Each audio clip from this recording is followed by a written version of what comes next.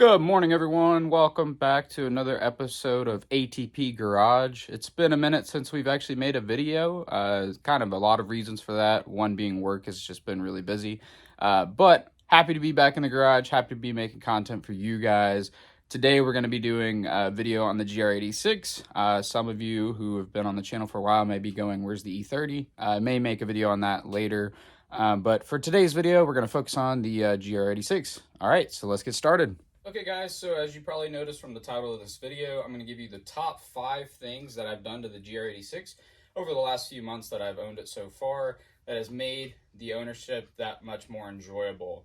Now, I'm going to toss in a bonus 6th item at the end, just because I do think it's needed, particularly with the weather we've been having here lately, but more on that at the end of the video. So, without further ado, I'll go ahead and get started, and I'll give you the whole list of the top 5 things that I've done to this car, and then we'll go and explore each one of those in depth. So, first and foremost, in a metropolitan area, you've got people that cannot drive, or a lot of scary drivers for that matter. So, Garmin dash cam. If you followed my channel for a while, you know I've installed another Garmin dash cam on my 4Runner that's right off frame here.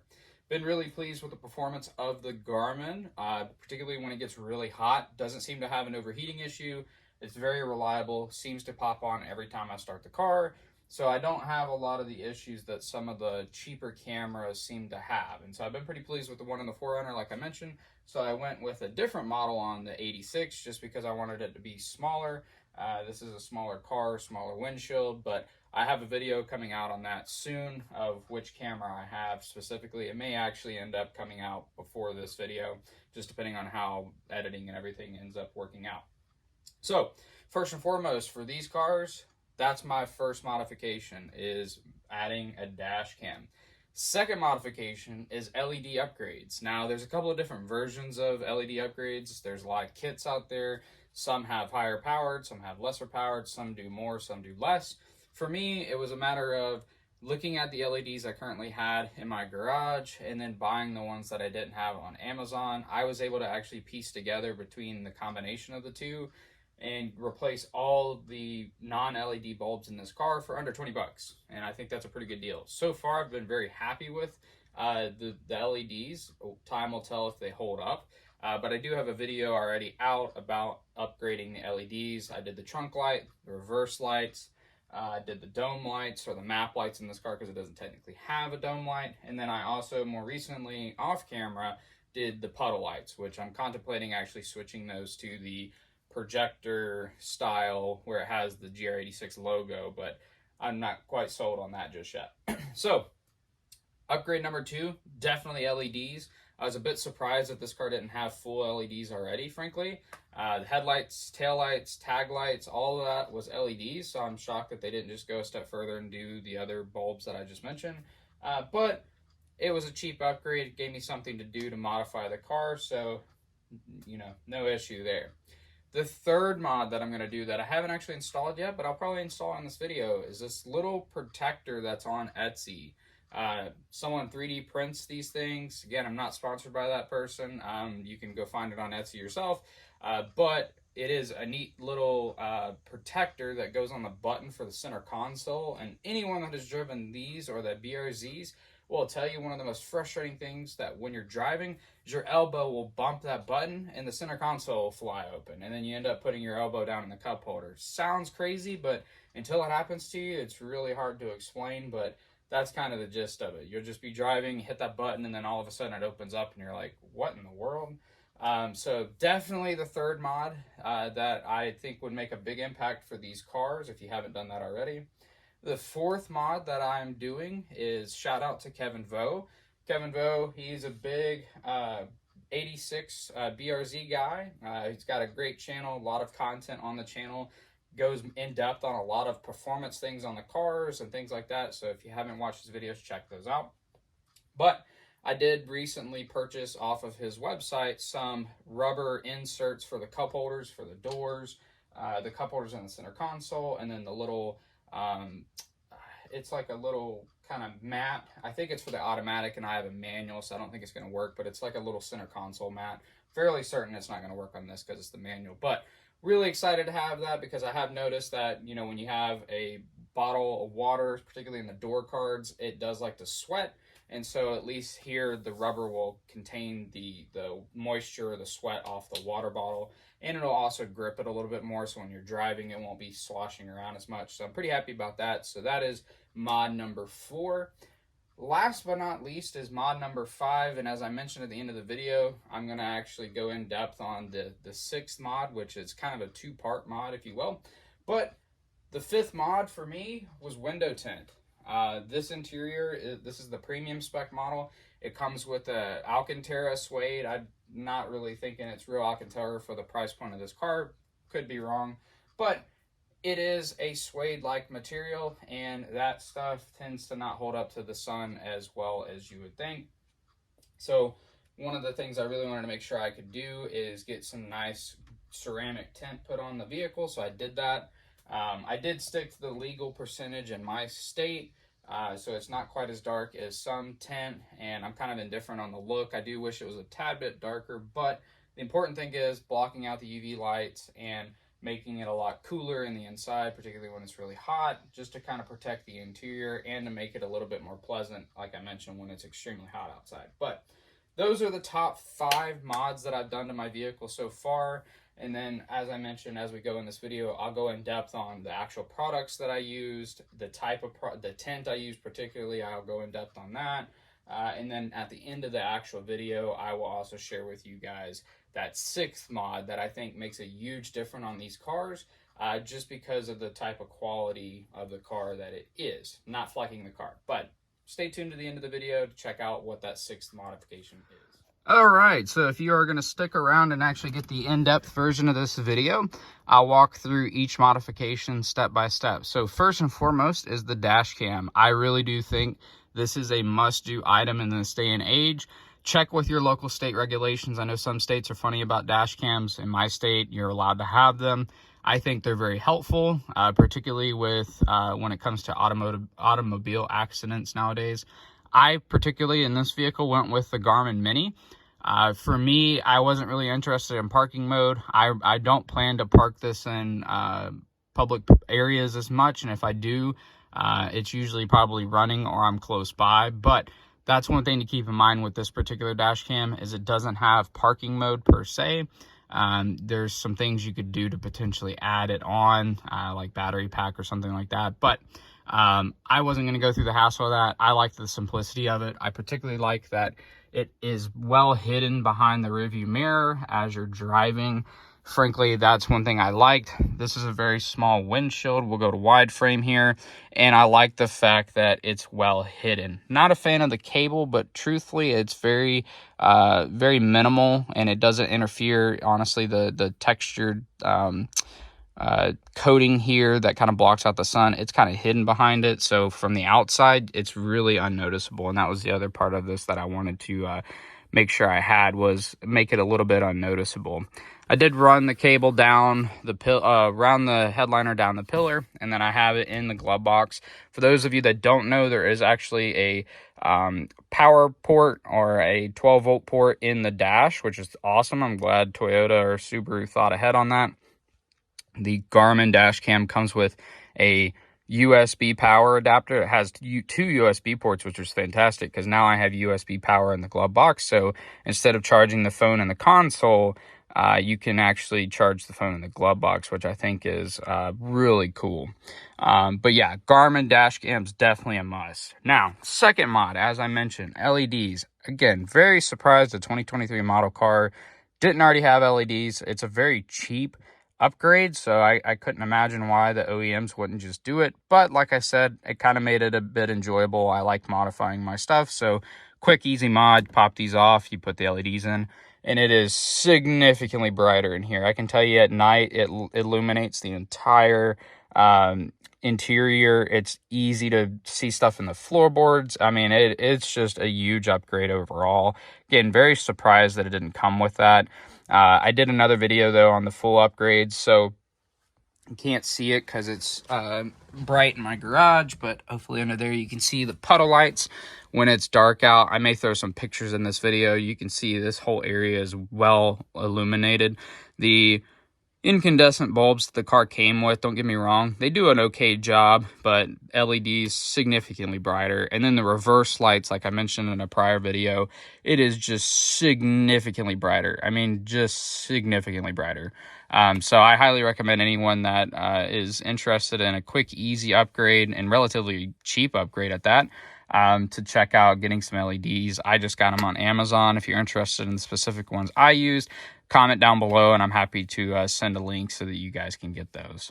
All right, and as mentioned, the third and fourth mods actually just came in the mail yesterday. So I have not actually installed them, but I do know that they're going to be a major impact in the overall enjoyment of the vehicle. And so I'm just absolutely ecstatic to get this stuff installed. The first one that I mentioned, the mod number 3, is this little slip cover that goes over the button here in the center console. I honestly, when I was watching videos of this car prior to purchasing, I myself thought it was a little crazy. I was like, how often do you realistically bump into that when you're driving? And oh my gosh, until you've actually driven these cars, you don't realize how frustrating it really is. I mean, you're not even trying. You can just, especially in the manual cars, when you're shifting, you may shift and then lay your arm down and then you open this up. And it just takes a simple bump, boom, like I just did. You barely bump that button and it almost doesn't even need to be depressed basically. And then this thing flies open. It's more of a nuisance than anything. It's not, at the end of the world, but somebody did think ahead. They 3D printed this little guy right here. And the idea behind it is it's supposed to slip on like it does. And then as you can see, now you can't push the button so the console doesn't just fly open. You actually have to intentionally hit in between this groove to actually open up the console, which I think is awesome. Whoever makes this, I don't know the name off the top of my head, but the guy on Etsy, shout out to you, man. Not sponsored, but that's genius. Like, I don't understand why they just didn't make that, in the beginning. But quick, easy fix to a very kind of annoying problem, frankly. Then Kevin Vo, again, shout out to that guy. Really enjoy his content, but he sells these little rubber kind of grommet things that go into like the cup holders and what have you. They do include the stuff for the automatic. If you've got an automatic and you just want the extra little thing, let me know. I may give that away, or I may find something to do with it. Not sure yet, but I'm excited to put these in the car just because, like I said, particularly in the summertime, you put a bottle of water in the door card or even in the console, it starts to sweat. And then I've noticed on some bottles, they like to kind of rattle. So hopefully that will keep the rattles down because I do not like rattles. So again, Kevin, thanks so much for these, man. I'm looking forward to putting those in right after this video. Now, mod number 5. Again, this is going to be subjective. You can see my 4Runner over there. Got the tent. I also added tent on the GR86. It's kind of crazy, the technology of tent now. I remember, basically a decade ago, well, probably 15 years ago, actually, when I had one of my first cars and got that thing tinted. I should say when I got my car tinted for the first time.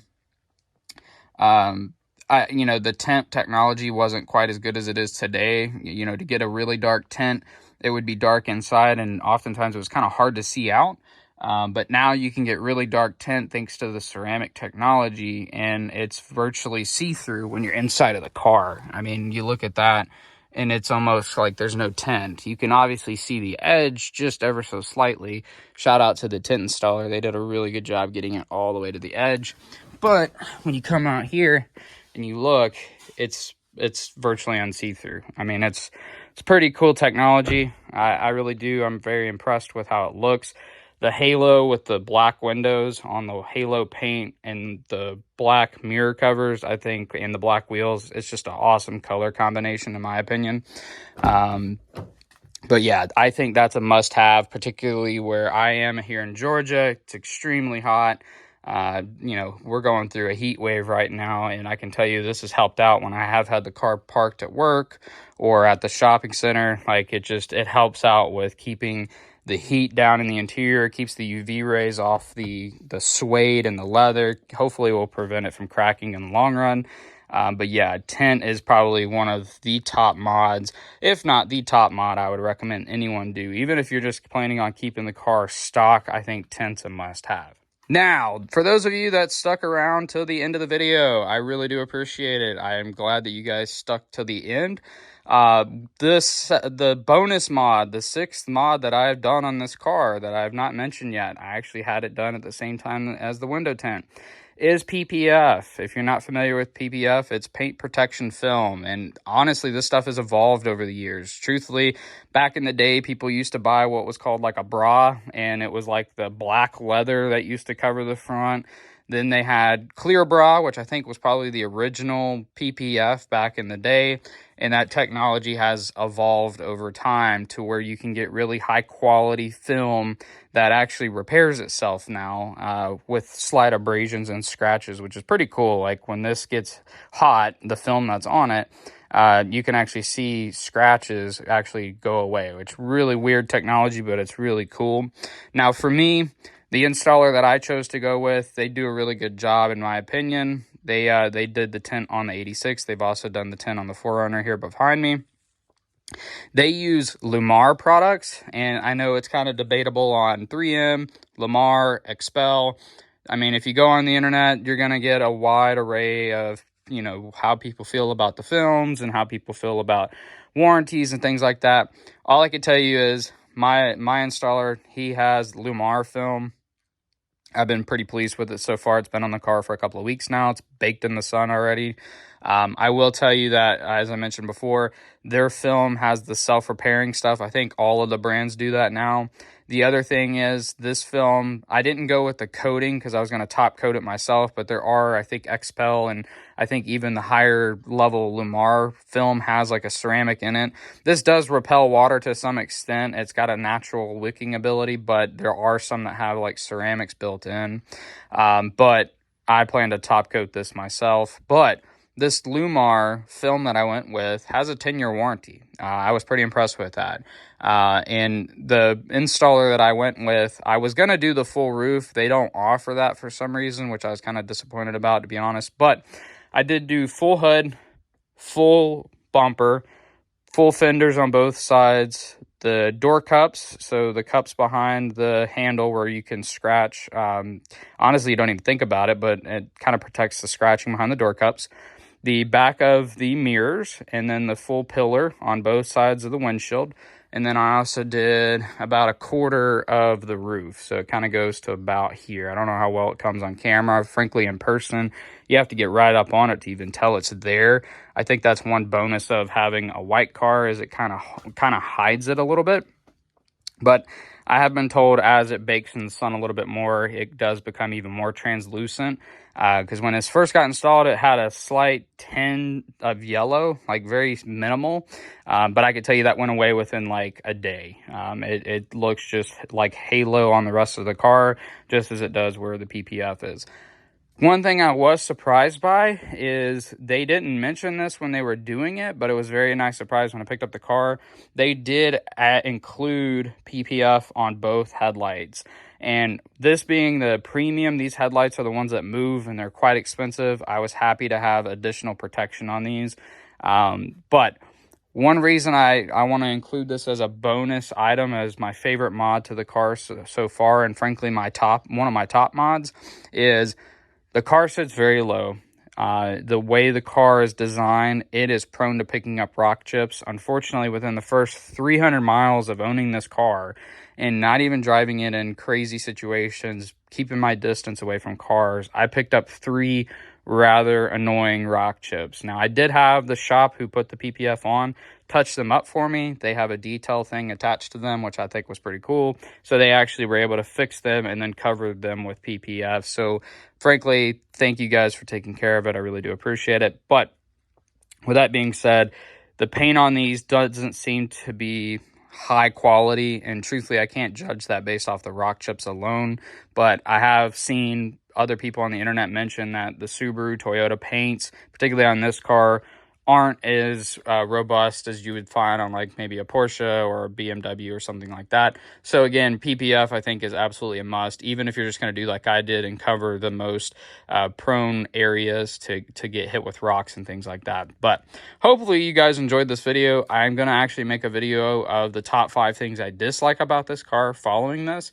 So if you would like, stay tuned for that. I'll hopefully get that uploaded soon as well. As always, guys, thank you so much for watching, and we'll see you guys in the next one. And oh my goodness, guys, I can't believe this. I actually forgot one of my favorite mods. Not necessarily a must-have mod, but by far one of my favorite mods that I did do on the 86 was getting a wireless CarPlay adapter. I got this little guy right here. It was on Amazon for 55 bucks on sale. I liked it because it tucked away into the console. You could still shut the console with no issue. It actually sits over on that little shelf where the USB ports are, and it's out of the way, so you still have full use of the cup holders. But it provided wireless CarPlay to the 86, which again, very surprised that this car didn't come with that. It cleans it up very nicely. As I mentioned, there's a USB port now that has 2 ports on it. One's powering the dash cam up there. So I can always charge my phone in the glove box and keep this clutter free with no wires and things in the way. I know a lot of people are buying these MagSafe mounts, which I think are great, particularly for the guys that are taking on the track. But I prefer to keep the lines the way they are and keep things out of the way. And I use Apple CarPlay, so a lot of the things that are on my phone are already projected up onto the factory screen. But yeah, notable mod. That's just an add-on to the video. I thought about it as I was shutting the camera off. But yeah. As always, guys, thank you so much for watching. If you've enjoyed this video, please like, comment, subscribe. If there's any questions you have about any mods I mentioned in this video, please comment down below. I'll try to get to those as quick as I can. And thank you guys so much for watching. We'll see you in the next one.